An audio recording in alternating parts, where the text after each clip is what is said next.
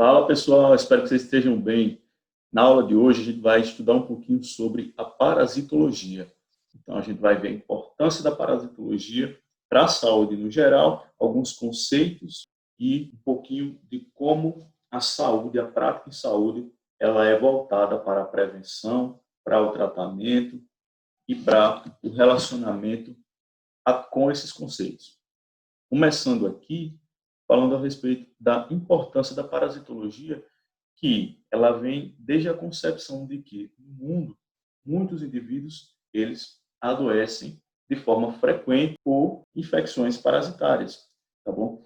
E a parasitologia ela recebeu importância renovada uma vez que, com a globalização, o mundo se tornou menor devido à rápida movimentação de pessoas e imigrantes de áreas endêmicas. Por exemplo, pessoas que moram na África e vêm para o Brasil, regiões endêmicas na África, podem trazer determinados parasitas e aqui desenvolver outro tipo de doença através do ciclo que é favorável para essa doença, certo? E aí a gente vai entender um pouquinho a respeito disso. Assim como também pessoas que moram em determinadas regiões endêmicas no Brasil para determinadas doenças parasitárias, quando se deslocam, podem acabar levando esse determinado agente etiológico.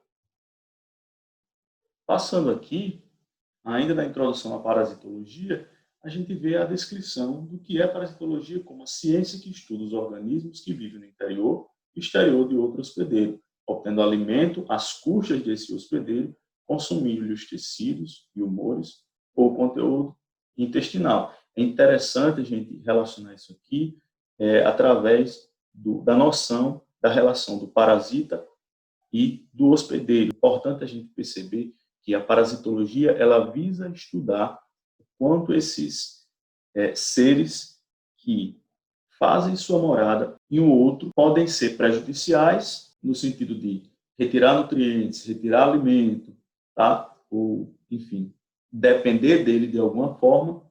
Porém, existe também a questão de não poder ser prejudicial ou não causar nenhuma doença. Seguindo aqui, a gente trabalha alguns conceitos relacionados à parasitologia, que vem desde o parasitismo até conceitos relacionados a vetor, reservatório, hospedeiro, os tipos de hospedeiro. Para a gente entender melhor, então, o que é parasitismo? Parasitismo é definido como uma interação entre indivíduos de espécies diferentes, na qual se estabelecem relações íntimas e duradouras com certo grau de dependência metabólica. Essa dependência metabólica ela tem muito a ver com a dependência nutricional. Se esse parasita, na verdade, ele se alimenta de partículas orgânicas desse indivíduo, desse outro organismo, ou se ele se alimenta de sangue. E aí, esse parasitismo, ele nem sempre evidencia um processo patológico. Esse parasitismo ele pode se verificar com uma relação de dependência, porém não causando doença. Mas, em muitos casos, o que importa aqui no nosso estudo são aqueles que vão evidenciar um evento patológico. Passando aqui, a gente vem para a definição do que é vetor.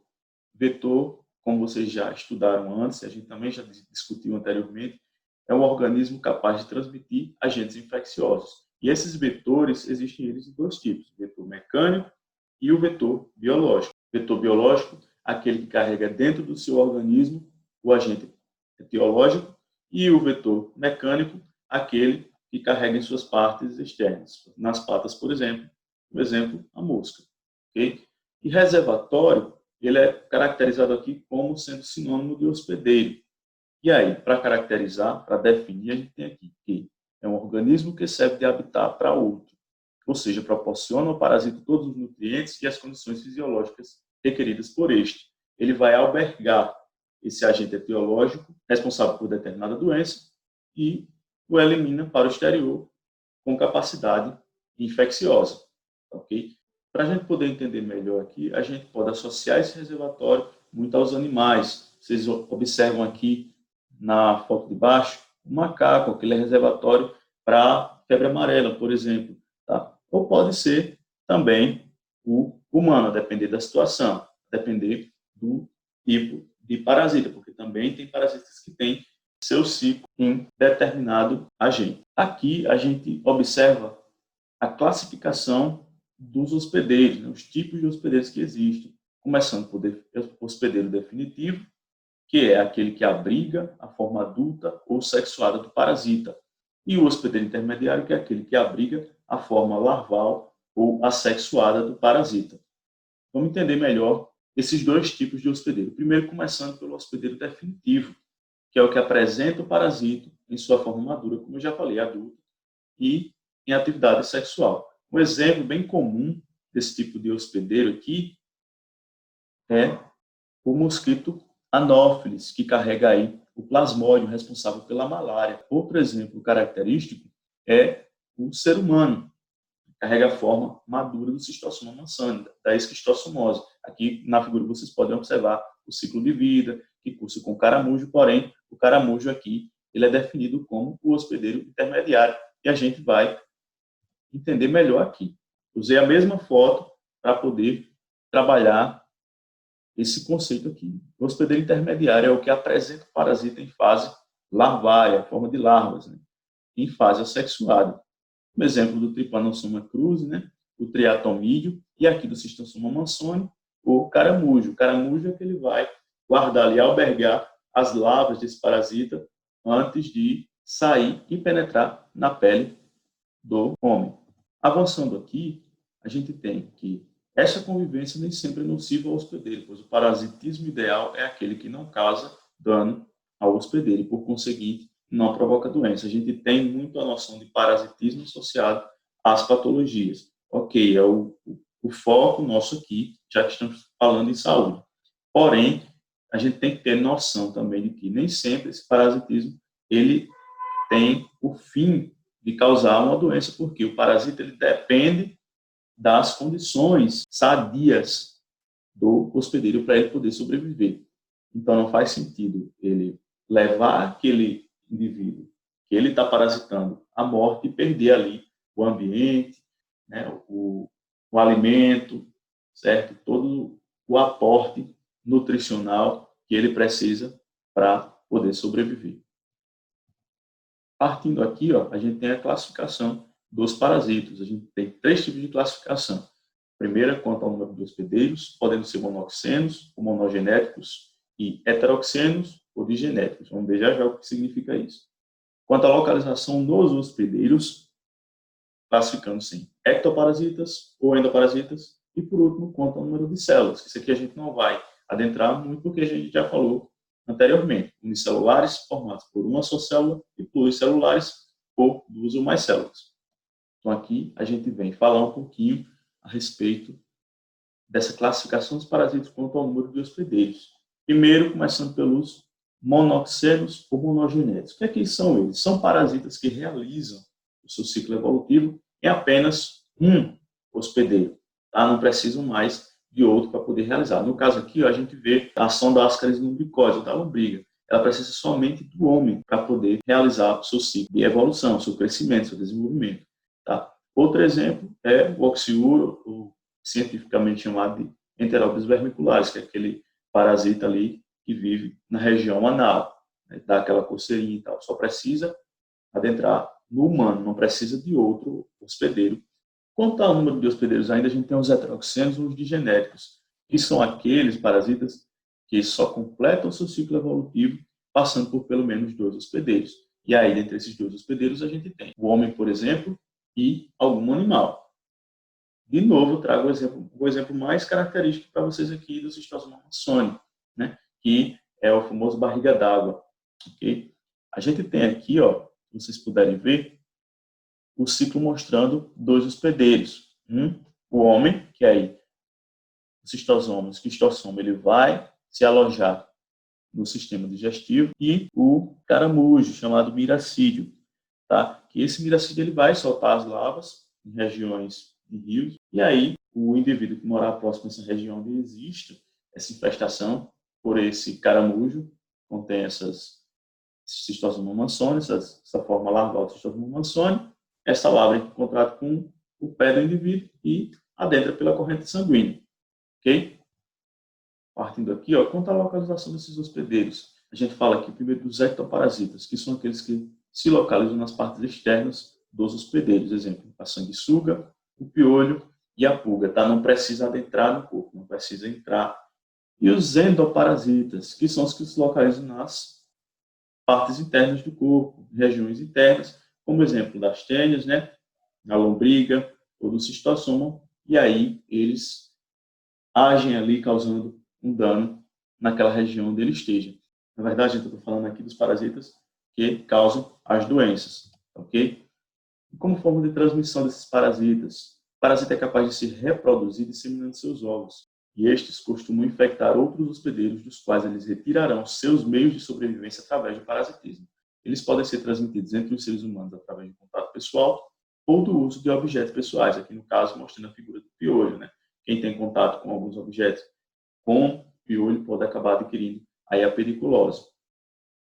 Aí, ó, a gente tem para outros exemplos aqui de transmissão através da água, de alimentos contaminados, de mãos sem a devida higienização, de poeira, de solo contaminado por larvas, certo? Por hospedeiros intermediários, por exemplo, os moluscos, e por outros meios, uma corrente sanguínea também para a transmissão. A gente discute aí a questão do ciclo oral fecal, as pessoas que defecam em determinada região e outras pessoas frequentam essas regiões e acabam tendo contato com as formas larvais desses parasitas, ok? Ou então defecam em região onde existem plantações de determinados alimentos e aí as larvas entram em contato com os alimentos, enfim, os ovos, e as pessoas consomem aquele alimento daquela região sem a devida higienização, acabam se contaminando. E o ciclo sanguíneo, por transmissão através da corrente sanguínea. Vamos falar um pouquinho a respeito da relação do parasito com o hospedeiro. Existem diversos tipos de interação entre os parasitos e seus hospedeiros, mas com frequência provocam uma resposta no sistema imunológico com diferentes resultados. E aí o sistema imunológico que a gente acabou de ver, qual vai ser o resultado dessas infecções parasitárias?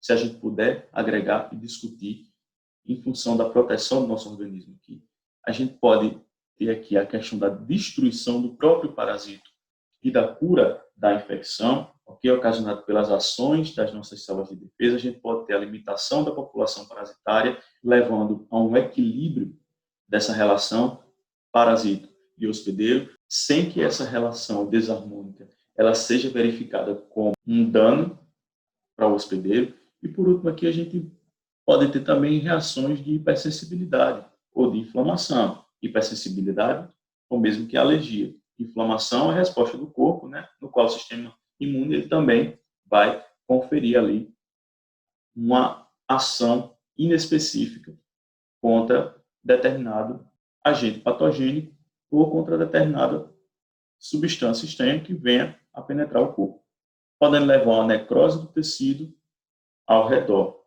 Então, existem relações que vão cursar com a destruição do agente patogênico, existem relações onde vai haver esse equilíbrio dessa relação parasito-hospedeiro, e existem aquelas relações onde vai cursar com a reatividade do sistema imunológico, levando aí a determinados prejuízos, determinados danos corporais. Aqui, ó, a gente fala então da intensidade de uma doença parasitária. O que é que depende, quais são os fatores que influenciam no grau dessa doença parasitária? Existem vários tipos de doenças parasitárias e elas vão depender desses determinados pontos aqui para que a gente possa identificá-los. Começando pelo número de formas infectantes dos parasitas, ou do parasita.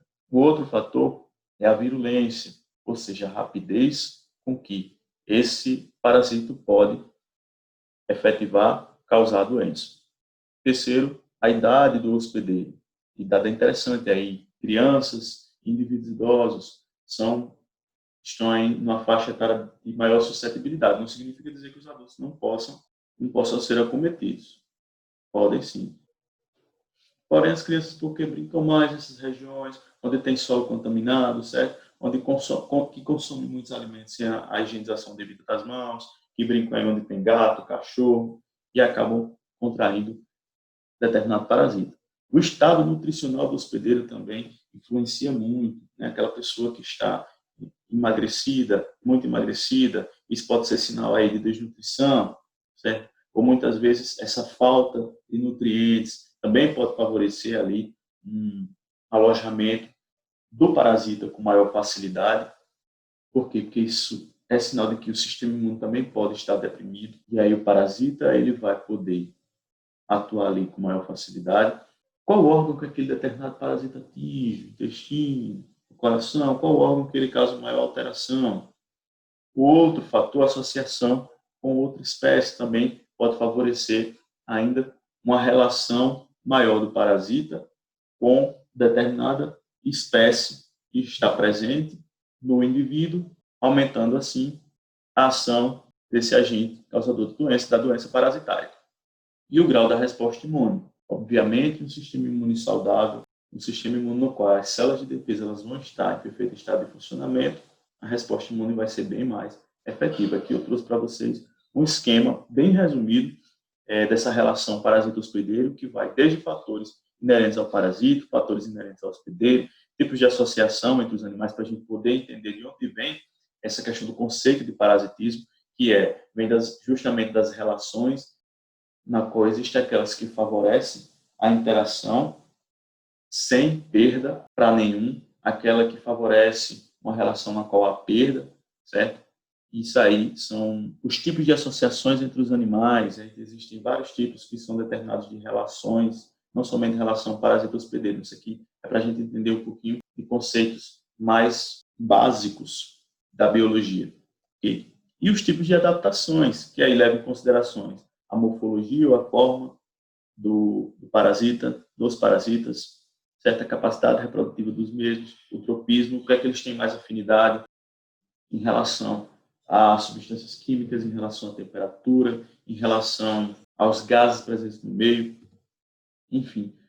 E aí a gente verifica aqui a ação patogênica dos parasitas como variável. Esses vários tipos de ações aqui podem ocorrer no indivíduo que está com algum parasita no seu organismo, começando pela ação exfoliativa, que ela quer aquela ação de retirada de sangue do indivíduo, retirada de nutrientes, passando pela ação tóxica, que é a ação de conferência de uma toxicidade no organismo do hospedeiro, ação mecânica, que visa deixar determinado órgão com deficiência de absorção do nutriente, como é o caso do intestino.